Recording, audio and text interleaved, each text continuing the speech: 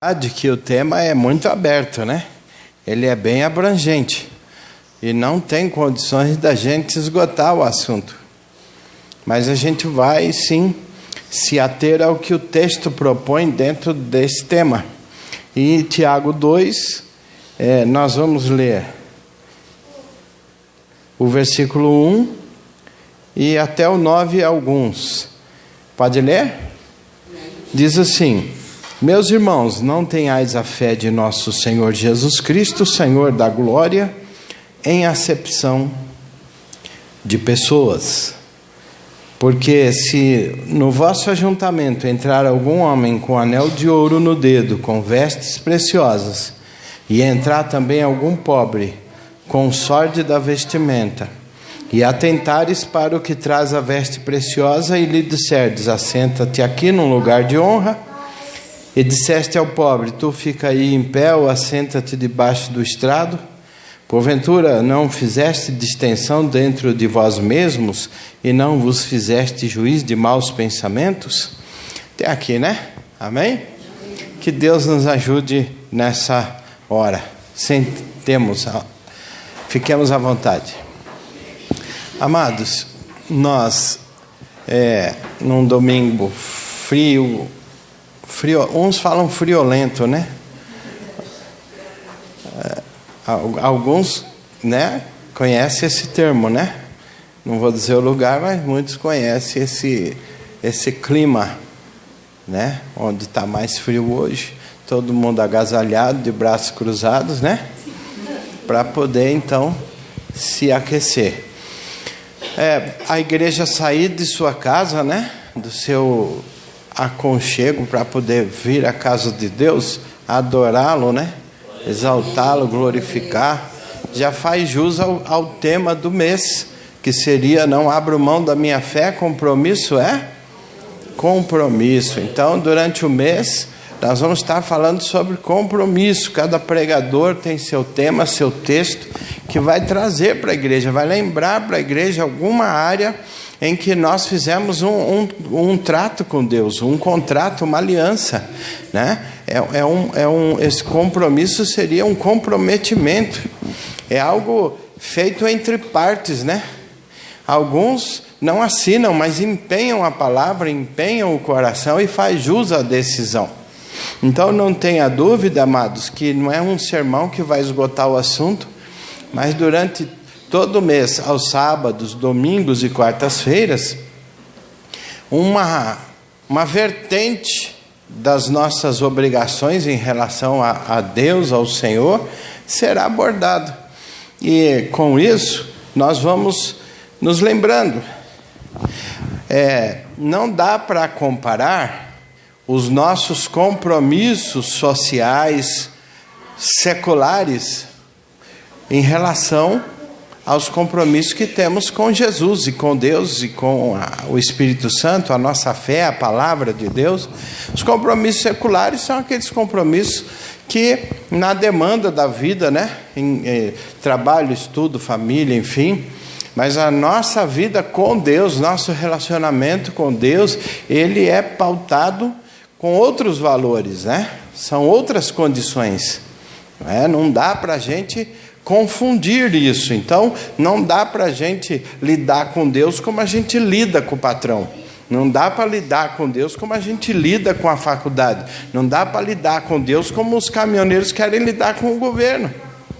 Amém, irmãos? Glória a Deus. Isso. A igreja não é um clube, a igreja não é uma ONG, a igreja não é uma agremiação, né? É a casa do Deus vivo, coluna firmeza da verdade, é a casa de Deus para oração e adoração ao único Deus vivo. Amém, amados irmãos? Isso. Para isso, tem a Bíblia normatiza o reino. Diga glória a Deus. A Bíblia traz a vontade de Deus como soberana diante das coisas que nós, obviamente, aceitamos, né? Pela fé. Então, nós devemos reconhecer que o tema, ele é muito abrangente, porque a inclusão social, ela é um tema muito debatido na sociedade. Mas nós apenas acantonamos a inclusão social unicamente em relação à fé cristã. E usamos um texto que o contexto dele afirma uma igreja, uma sinagoga, um ajuntamento de pessoas que fazia acepção de pessoas apenas em um quesito. Era apenas em um quesito.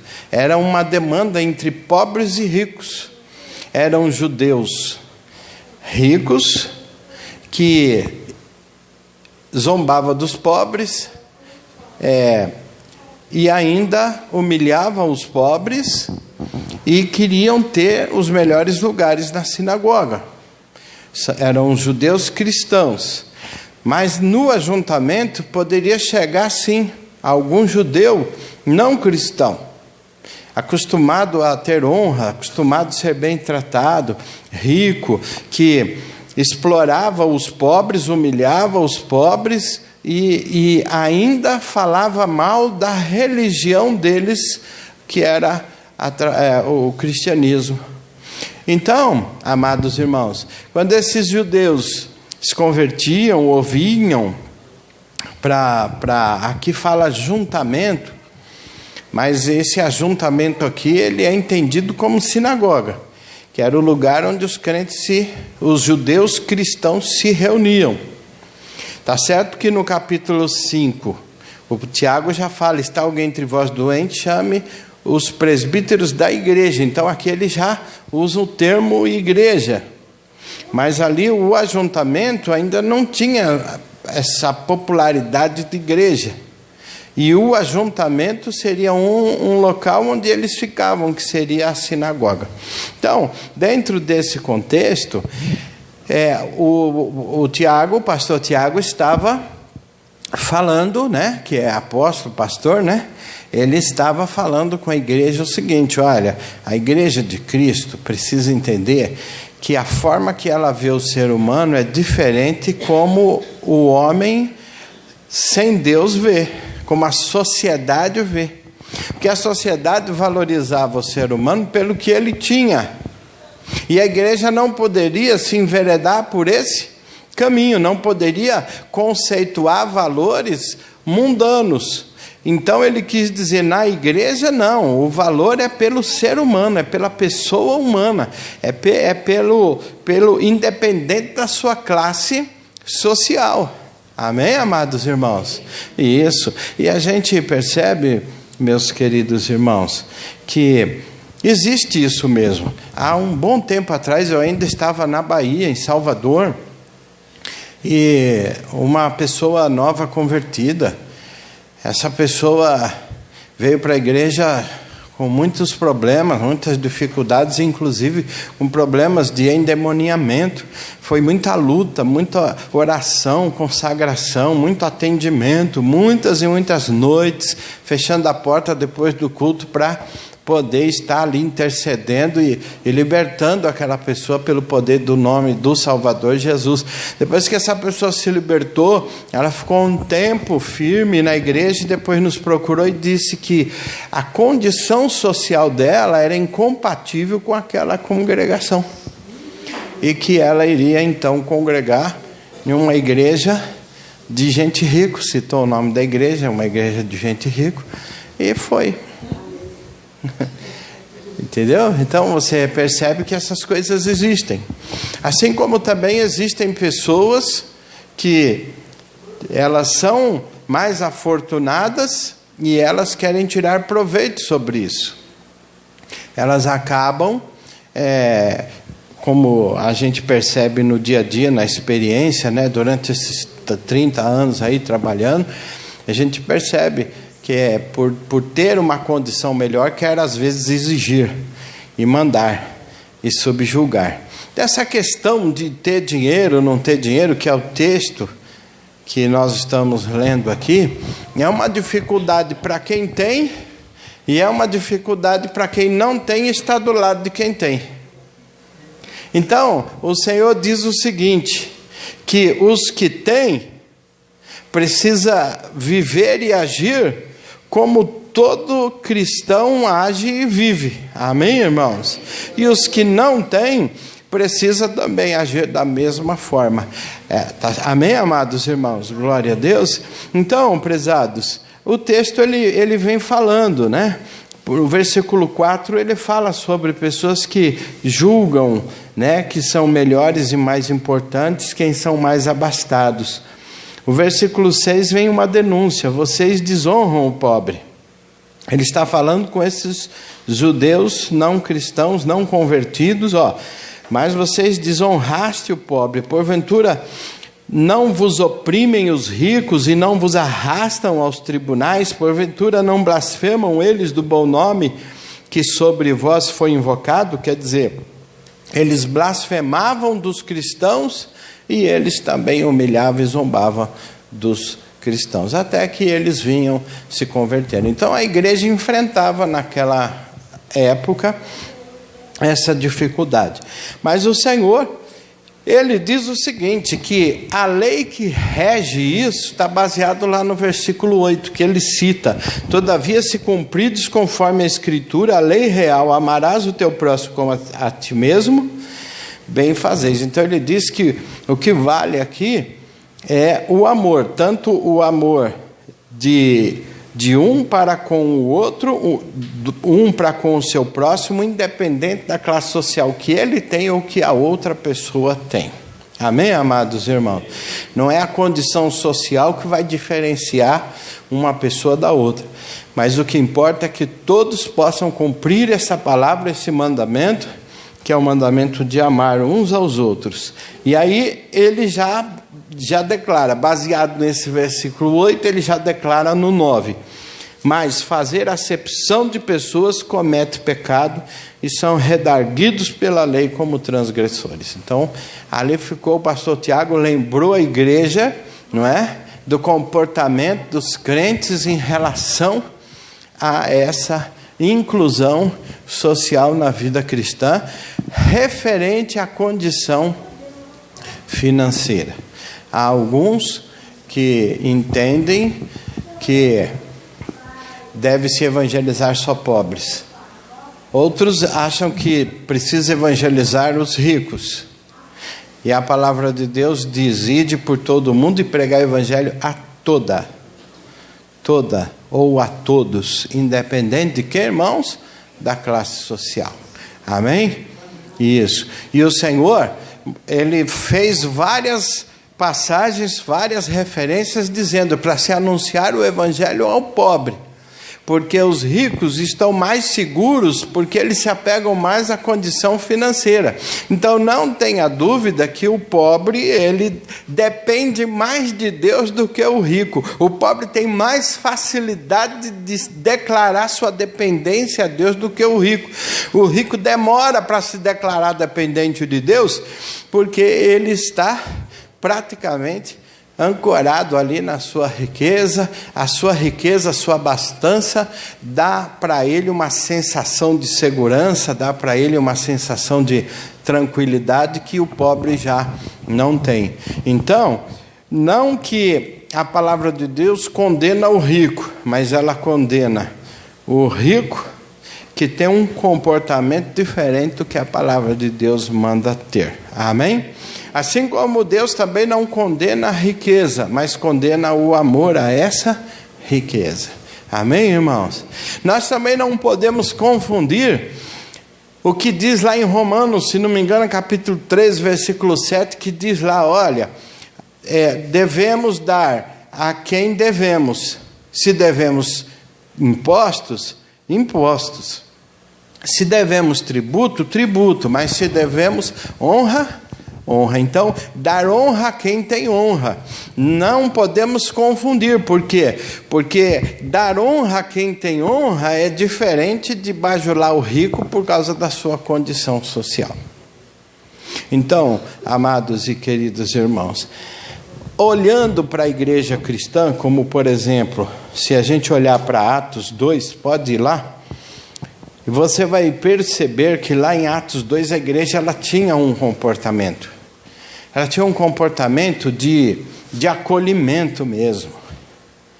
Era uma inspiração divina, é palavra de Deus para a igreja. Então os apóstolos traziam esse ensinamento. Lá em Atos capítulo 2, posso ler para vocês? Isso, quando o texto diz assim, lá no 38, disse Pedro: arrependei-vos cada um de vós e seja batizado em nome de Jesus para perdão dos pecados e recebereis o dom do Espírito Santo. Porque a promessa, 40... E com muitas outras palavras, isso testificava e os exortava, dizendo: salvai-vos desta geração perversa. Você percebe o comportamento da igreja? Que era pregar, falar para todas as pessoas, todos os ouvintes.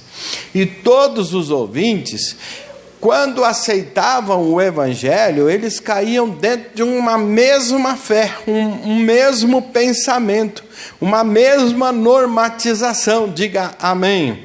Não tem uma Bíblia para crente rico e uma Bíblia para crente pobre. Não existe uma Bíblia para os negros, nem existe uma Bíblia para os branquelos. Não existe uma Bíblia para os amarelos e nem para os vermelhos. A Bíblia é para todos. Amém, irmãos? Então, todos que aceitavam o evangelho aprendiam da palavra de Deus e tinham que se modificar, mudar pensamento, comportamento, estilo de vida, para um alinhamento conforme a vontade de Deus. Amém, amados? E eles sempre puxavam para a lei, os 10 mandamentos, a lei do amor, e amar a Deus acima de tudo, e amar o próximo como a si ou a ti mesmo. Então era sempre esse alinhamento que tinha, e a igreja sempre ouvindo isso e sempre aprendendo isso. E no dia a dia, na prática da igreja, você percebe que nós precisamos prestar atenção e vigiar se nós não estamos, errando, se nós não estamos, de repente, fazendo alguma coisa que venha desagradar a Deus em relação a isso. Então, por exemplo, aqui desde o mais rico ao mais pobre, para nós, merece o mesmo respeito e merece a mesma consideração. Amém, amados? E todos precisam ser muito bem acolhidos e recebidos. Olha o que é que diz a palavra aqui no 41. De sorte que foram batizados os que de bom grado receberam a palavra. E naqueles dias agregaram-se quase 3.000 pessoas. Pessoas de todas as classes sociais, raça aqui, clãs. E continuando, e eles todos perseveravam na doutrina dos apóstolos. Ou seja, a gente abandona com o velho homem, não é? O racismo, o preconceito, não é? A gente deixa, sabe, junto com o velho homem, a discriminação, a acepção de pessoas, e todos agora passam a perseverar na doutrina, e na comunhão, e no partir do pão, e nas orações. Amém? Então o evangelho, ele iguala todas as pessoas numa sociedade cristã. Continuando aqui, o versículo, qual que é agora? 43, em cada alma havia temor. Esse temor aqui, irmãos, a gente entende, a interpretação que nós temos desse em cada alma havia temor, é que as pessoas, elas abriam mão de si para poder, sabe, para poder se submeter à vontade de Deus. Isso é temor, você contrariar você mesmo em respeito à palavra de Deus. Isso é temor, é você ter medo. Temor é ter medo, como é ter respeito também. Muito tempo a gente disse que temor não é medo, mas é medo mesmo. Temor e tremor. A gente teme por respeito, a gente teme, não é, irmãos? Por reverência, a gente teme por medo, e a gente treme também, porque nós estamos falando do Deus vivo, o Todo-Poderoso, que tem todo poder e soberania, né? na face da terra. Então, amados irmãos, não é igual hoje que você vê tudo quanto é crente escrevendo tudo quanto é baboseira no Facebook, onde eles, sabe, eles desafiam a palavra de Deus, falam como se Deus não existisse, fala como se a Bíblia não fosse mais aquela, né? Colocam lá o que pensam, né? E o que acham, né? E querem tratar a Bíblia e a igreja e Deus como se trata as pessoas onde elas convivem, não é? Então, aqui diz que todos estavam juntos e tinham tudo em comum, agora no versículo 44. Ou seja, todos eram iguais e o que era de um era do outro. Olha que ponto eles chegaram ali naquela medida, vendiam suas propriedades e fazendas e repartiam com todos, segundo cada um tinha necessidade. Esse versículo 45 traz aqui um pouco dessa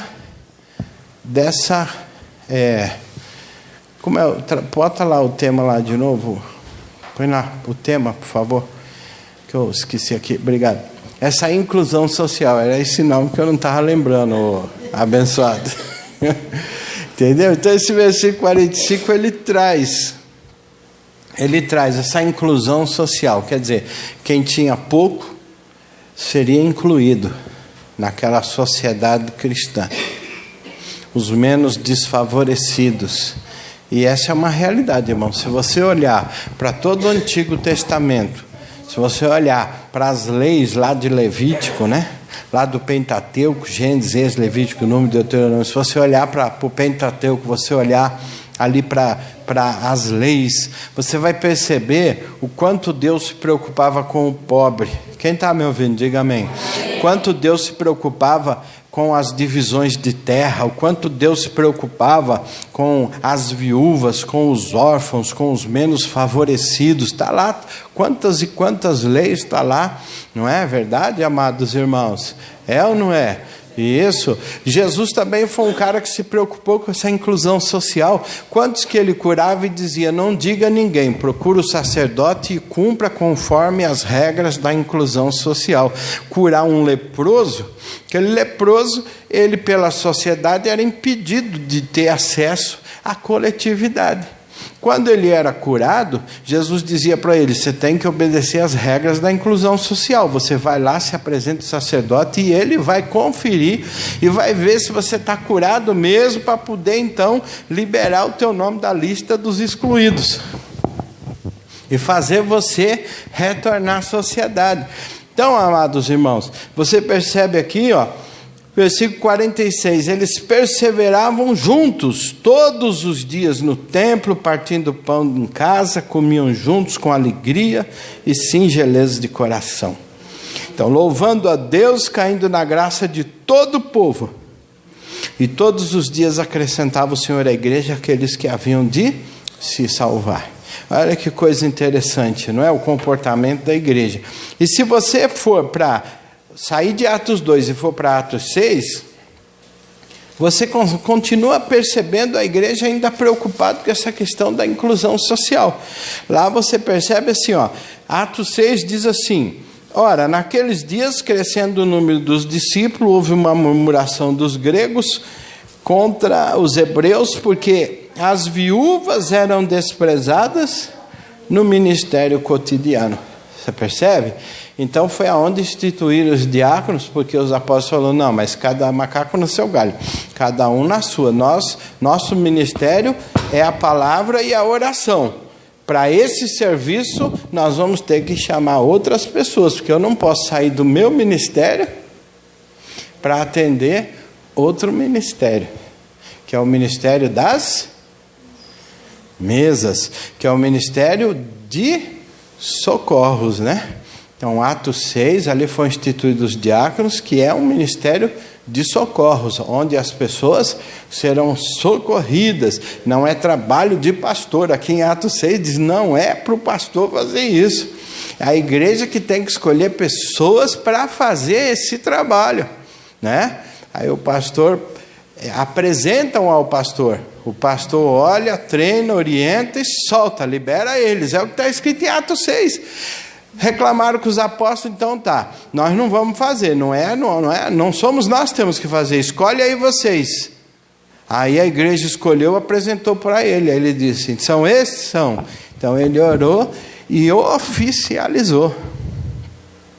E aí então eles foram liberados para fazer aquele trabalho. Mas qual era o trabalho?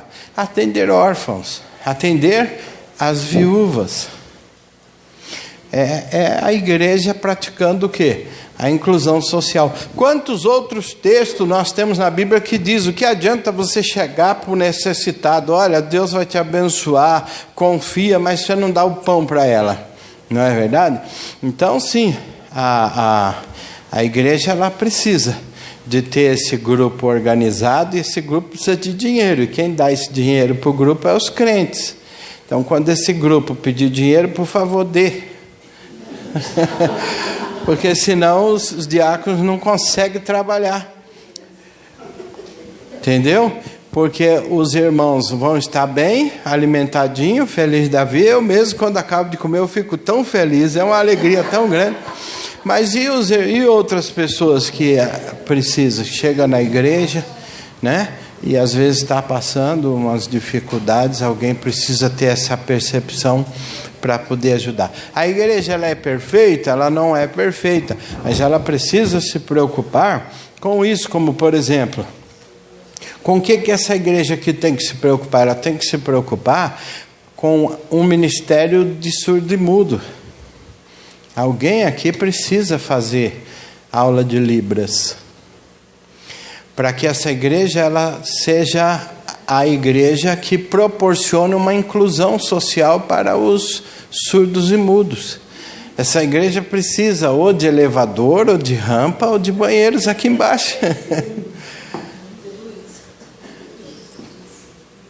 Para que as pessoas que têm, né, necessidades especiais, elas sejam atendidas. Então a igreja ela precisa se adaptar para isso, ela precisa pensar nisso, se não hoje, mas amanhã, né? Em algum momento ela vai ter que parar para pensar sobre isso. Que nem, por exemplo, às vezes a gente percebe na igreja algumas pessoas que vêm assistir o culto, ele é um cadeirante. Aí ele chega, as pessoas da cabeça dela já pega e traz, põe aqui na frente. Eu não sei se isso é uma regra, eu não sei se a pessoa vai se sentir bem aqui na frente. Aí você pega e põe ela lá atrás, eu não sei se ela vai se sentir bem lá atrás. Então alguém tem que encostar e conversar, para que ela diga onde ela quer ficar, onde é melhor para ela, entendeu? E às vezes a gente está pregando, a pessoa está sentada aqui, e às vezes a gente percebe que ela parece que está sendo exposta, está constrangida. Tem pessoas que, por exemplo, tem criança pequena, e criança pequena precisa de vez em quando ser acudida com o leite, ou então com uma aguinha, ou então alguém que está tomando remédio e toda hora está indo no banheiro, pessoas que têm dificuldade de locomoção. O que a igreja faz? A gente aconselha que sente aí atrás. Por quê? Porque é mais fácil sair. Você já pensou uma pessoa que vai no banheiro em 10 minutos sentar aqui na frente? Toda hora ela está assim, ó. Mas precisa ver se ela entende isso, se ela quer isso.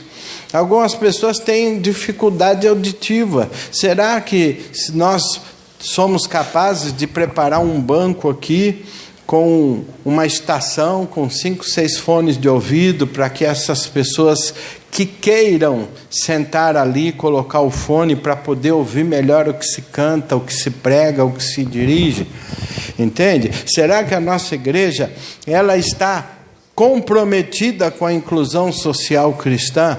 Ou nós estamos simplesmente vivendo como igreja, mas não estamos dando a oportunidade para que os socialmente excluídos na igreja não encontrem um ambiente apropriado para ela? E a palavra de Deus diz que o evangelho tem que alcançar a todos, amém, irmãos? Todos precisam ser alcançados. Então, existe muita coisa para se fazer, existe muito trabalho, nós temos muito o que avançar, e o nosso compromisso chega até essa inclusão social. Então, nós agradecemos a Deus por nos dar essa oportunidade de falar desse tema para a igreja, porque muitas vezes, amados, nós estamos muito preocupados com o nosso bem-estar, com se eu estou bem ou não. E a palavra de Deus, ela está dizendo o seguinte: você tem que se preocupar com você, mas não pode esquecer dos outros. A ponto de algumas pessoas ser despertada, por exemplo, num avião. Lá ela aprende, se acontecer uma despressurização, vai cair máscara. Coloque primeiro em você para depois você ajudar o outro. Quer dizer, tá certo. Por quê? Porque se você não cuidar de você, você não vai poder cuidar do outro, né? Aí você vai cuidar do outro, aí você vai ter falta de ar, morre você e o outro. Então, se ajeita e vai ajeitar o outro. E a gente aprende isso na palavra: ama o seu próximo como você se ama, né? É querer para os outros o que você quer para você. Então é pensar também de dentro para fora. Nós temos essa tendência egoísta, essa tendência, amados irmãos, de nos acomodar e nos preocuparmos somente conosco mesmo, com o nosso umbigo, com o bico do nosso sapato, e a gente acaba deixando de olhar para a sociedade como um todo. A missão da igreja, para mim, eu defino como uma moeda de dois lados: adorar a Deus e proclamar o Evangelho. Então a igreja, ela tem que estar totalmente aparelhada para adorar a Deus e para atender o próximo. Amém, amados? Ela não fala primeiro você, depois Deus, depois o próximo, né? Ela fala: nós vamos adorar a Deus e nós vamos proclamar o Evangelho. Ninguém consegue proclamar o Evangelho, ou seja, ninguém consegue falar daquilo que não tem. Então é necessário que você tenha primeiro. Certo, amados irmãos? É uma sequência. Então, prezados e queridos irmãos, poderíamos sim, por exemplo, perceber quantas pessoas estão assim, muito chateadas e muito bravas, porque pensando em coisas que são, vamos dizer assim, menos prioridade do que adorar a Deus e proclamar o Evangelho. Existem mais pessoas preocupadas com o mármore, com o ouro das paredes, com o estofado do banco, do que com a missão real e verdadeira, né? De vez em quando aparece no Face, né, uns banquinhos fumados, né, sem encosto, debaixo de uma árvore, e o povo descalço, aí aparece embaixo: você congregaria aqui, né? Não, a gente sabe que tudo é relativo, né? Agora, uma coisa não pode substituir aquilo que é essencial. Amém, amados irmãos? Amém? Glória a Deus. Não podemos dividir, então, o nosso coração. Vamos orar ao Senhor? Vamos ficar de pé e vamos agradecer a Deus e pedir para Deus que nos ajude a não esquecer do nosso compromisso. Qual é o nosso compromisso hoje? A inclusão social cristã. Ser um instrumento de Deus para alcançar esses que estão exclusos. Adaptar nossa igreja para poder receber todas as pessoas, dar esse acolhimento. Fechemos nossos olhos. Amado Deus, oramos pedindo que o Senhor tire de nós o egoísmo, o egocentrismo, tire de nós, Senhor, o egoísmo no sentido de pensarmos somente em nós. Queremos apenas o conforto para congregarmos, para termos uma vida cristã tranquila até a volta de Jesus, esquecendo-nos da missão de proclamar o teu evangelho, que o Senhor disse que a tua igreja tinha tudo em comum, pregava o evangelho e captava novos crentes e faziam com que esses crentes se sentiam um dos nossos. Portanto, ó Pai, vamos orar, irmãos? Vamos orar comigo? Isso, levante sua mão, erga a tua voz, ora, peça por você, peça pelo irmão. Vamos fazer uma oração bem gostosa. Amado Deus, oramos para que essa palavra ela se cumpra na nossa vida. Nos ajude a pensar biblicamente. Aquilo que foi falado e ensinado nesta noite, que a gente não venha mais se esquecer. Que não venhamos a fazer, Senhor, acepção de pessoas, valorizando pessoas, formando panelinhas, apenas tendo amizade com uma parte da igreja e desprezando outra parte, ou até mesmo, Senhor, não nos importando com as necessidades alheias, mas permita-nos, ó Pai, termos um olhar mais fraterno, um olhar mais misericordioso e poder contribuir para que a igreja seja uma só, um só pensamento, uma só fé, para que seja um ambiente para o coletivo e não somente para aquele que, ó Pai amado e querido, se sente como um membro, como um sócio, mas que possa, Senhor, fazer parte integrante da tua igreja, parte integrante, Senhor, daqueles que serão salvos, daqueles que foram chamados, daqueles que foram, ó Pai Santo e querido, salvos pelo sacrifício de Jesus na cruz do Calvário. Permita, Senhor, que a tua igreja seja missional, que a tua igreja cresça dentro dessa visão, que a tua igreja possa ter uma abrangência maior na sua perspectiva, na sua missão, sabe, nas suas responsabilidades e no seu compromisso. Nossa oração, em nome de nosso Senhor e Salvador Jesus Cristo. Aleluia. Amém.